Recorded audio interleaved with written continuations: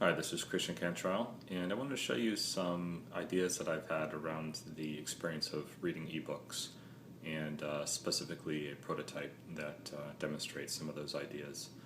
Before I get into that, though, I want to show you the inspiration for some of these ideas, and talk a little bit about the old-fashioned physical paper-based book.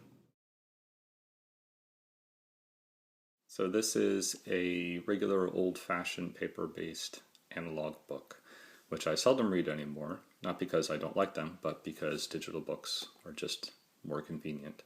But there are a lot of things about the physical book reading experience that I appreciate a great deal and that I don't think have been captured in the digital world. And one of those things is the bookmark. Now, of course, we've had bookmarks in digital books forever. But the bookmark actually serves multiple purposes in a paper-based book.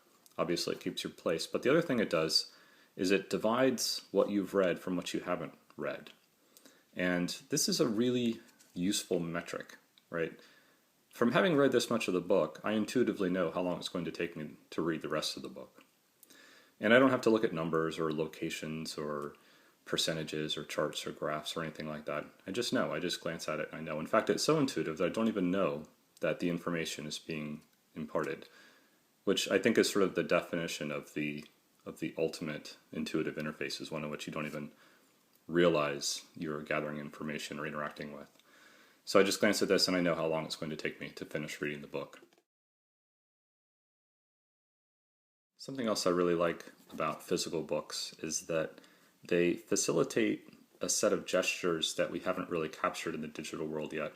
And I know it sounds kind of strange to talk about gestures in the context of a physical object like a book, but in fact we use a lot of gestures when we read, and a lot of them are extremely useful and intuitive. And again, they're so useful and intuitive that we didn't really have to learn them.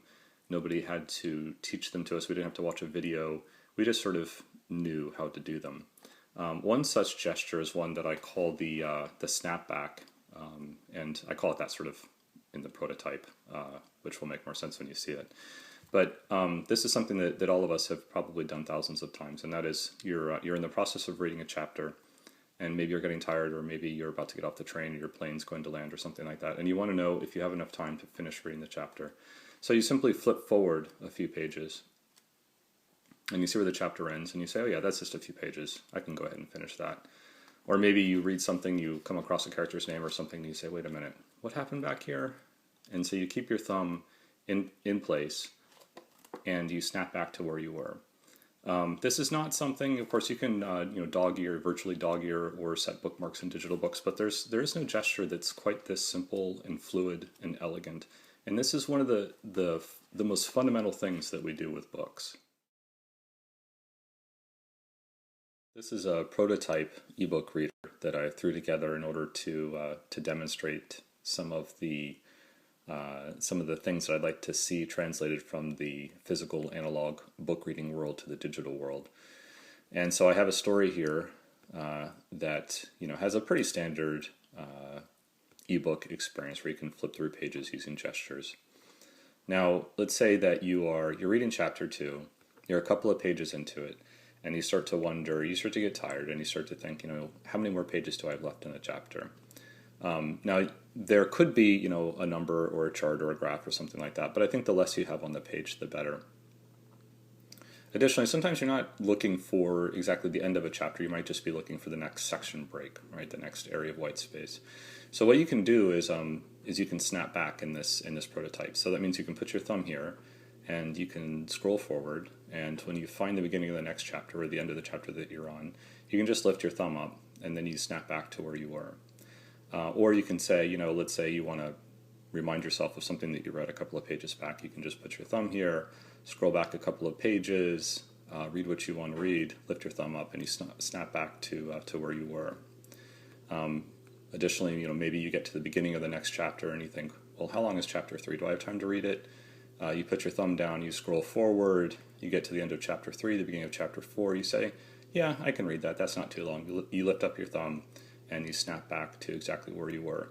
You don't have to set a bookmark, you don't have to access a menu to go back to a location. You're not trying to read abstract information like charts and graphs. It's all very intuitive, and it feels very much like an analog paper-based book. The other concept I wanted to experiment with in this prototype is a quick and easy way to determine your location in the book.